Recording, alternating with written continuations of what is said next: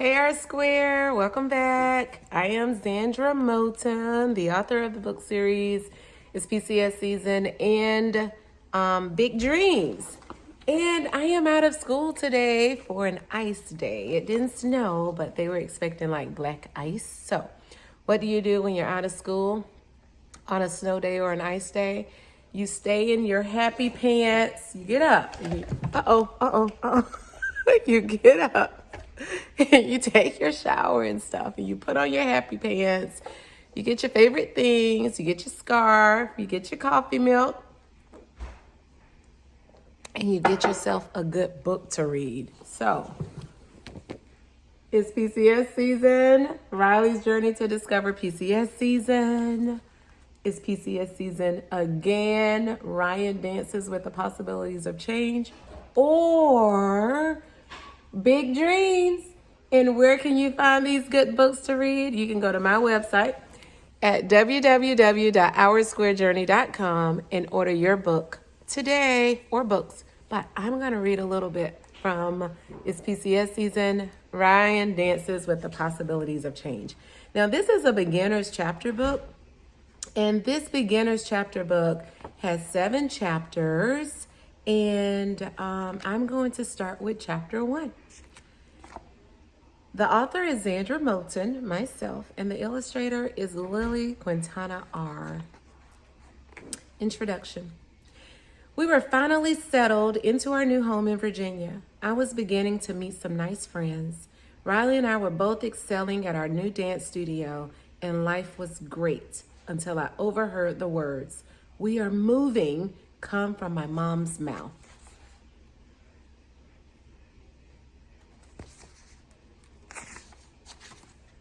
It has been 2 years since we moved to Virginia. Riley is now in 2nd grade, and I'm halfway through my first year of middle school. Life was great. At least that's what I thought. Well, life as a 6th grader in middle school was not all that great, but that's another story. Anyway, we built this amazing house, moved to an area with a good school system, and started to get settled. Another PCS move was far from my mind. My dad was supposed to retire soon. We just couldn't be PCSing again. Chapter 1, Post Living. How's it going in Virginia? We PCSed or had a permanent change of station to Virginia about 2 years ago, and I thought we were going to be in Virginia forever, or at least longer than 2 or 3 years. Why would we buy a house and move to an upscale neighborhood if that wasn't the case? Our parents even talked to friends about which community was the best to live in that was also close to the Army post.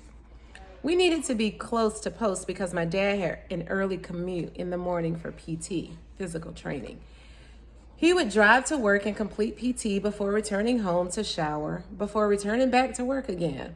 He sometimes showered at work, but he preferred to shower at home so he could see us off to school.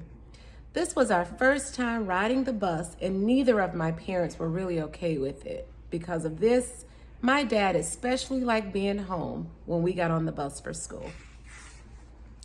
In the past, we lived in base housing on post. Post is where all of the military activities, stores, housing, and jobs for the service members are located. It was always fun to live in base housing. Sometimes the houses were a little cramped, but everyone on base belonged. No one felt like an outsider because we were all connected to the military. The most common connection we had was the fact that we were all going to eventually PCS to a new duty station. The other thing that kept us connected was some of the nuances that went along with post living. There are 4 post nuances that always come to mind when I'm trying to explain what living on post is like to a person I just met or a family member. This person typically knows very little about the military. So when I explain the nuances, they are often surprised. FYI, I use the word nuance because I'm giving examples of the little differences between living on and off post.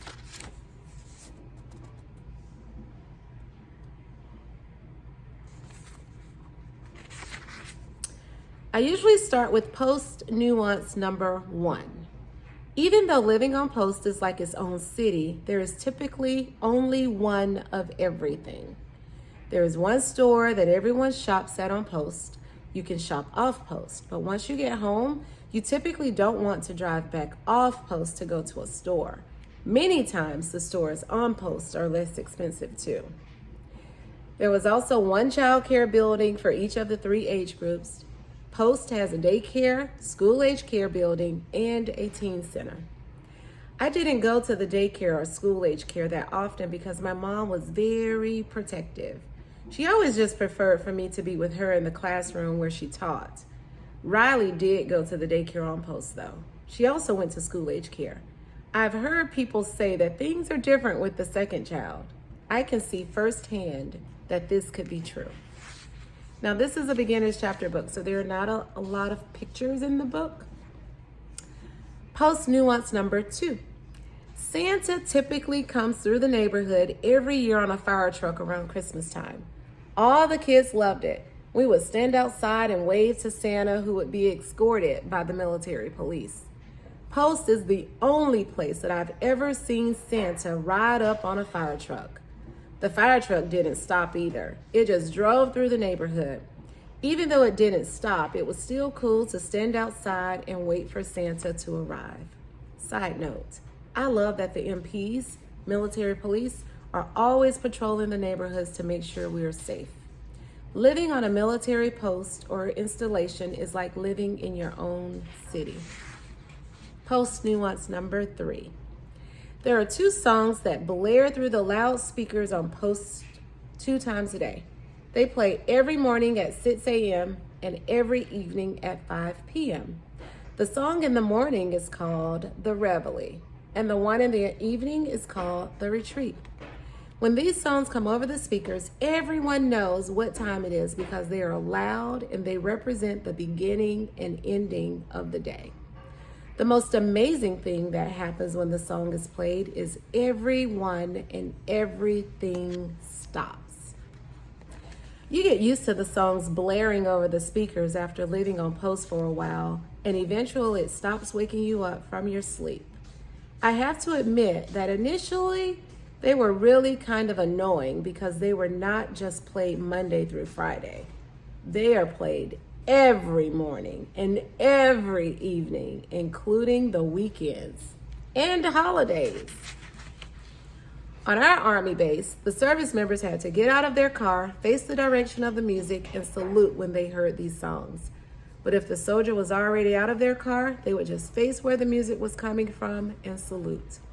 If you were a civilian, which is the term they use to describe everyone else, you just turned towards the music and stood still. Everything stopped. I always enjoyed hearing the songs and watching everyone stop what they were doing. It was amazing to see. Some people who were new to the military or not familiar with it might not think much of these nuances, but not me. I especially love the retreat at 5 p.m. because shortly after that song ended in the evening, most days, my dad would come home from work.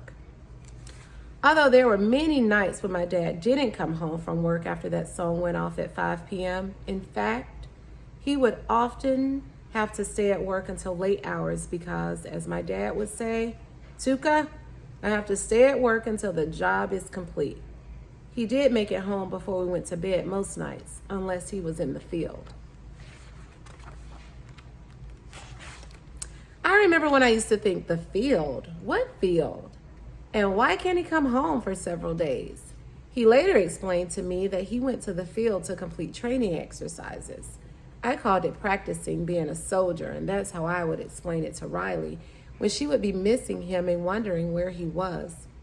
Post living and being a military child required a lot of explanations and could be really sad at times.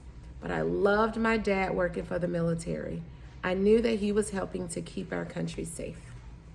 Post nuance number 4. Have you ever heard of cadences? Well, cadences are my 4th post nuance. It was something else done on post that I enjoyed seeing. Soldiers would march or run while chanting. My dad has always been good at leading those chants or cadences. When I was younger, my dad, Riley, and I would march around the house while doing cadences. My mom always followed behind and recorded it all. Now when he tries to get us to chant with him, I look at him like he's crazy. Riley will still do it sometimes though. There were many good things about living on post and base housing. I never understood why we had to move into a house where many of the people we lived near knew nothing about the military or the things that military families went through. At first, I missed the post nuances and I didn't feel safe living off post. Then we started meeting our neighbors and found out that many of them had been in the military. Knowing that some of our neighbors had a military connection helped me feel safer and more connected to them.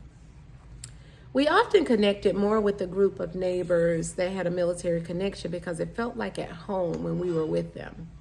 Moving into this neighborhood and this house made me think that Virginia was going to be the place that we would call home forever.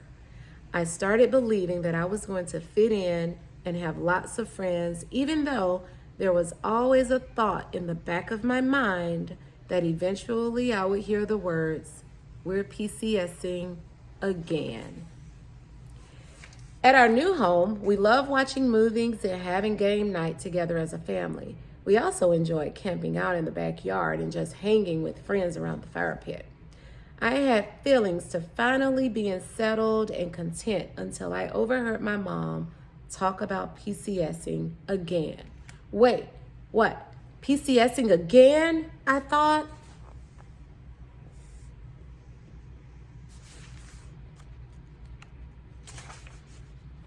I had so many mixed feelings about what I overheard because when we moved into this house, I remember my dad saying that this might be the last duty station.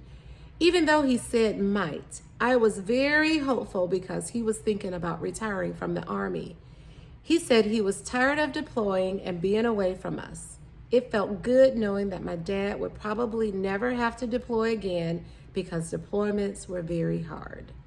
And that's the end of chapter 1. I hope you have enjoyed this story time with me on this icy day with my favorite things, my scarf, my pajamas, my coffee milk. And I hope you will join me the next time for chapter 2, deployments. You can get your books at our website, www.oursquarejourney.com. I would love to autograph a copy for you. Until the next time, bye.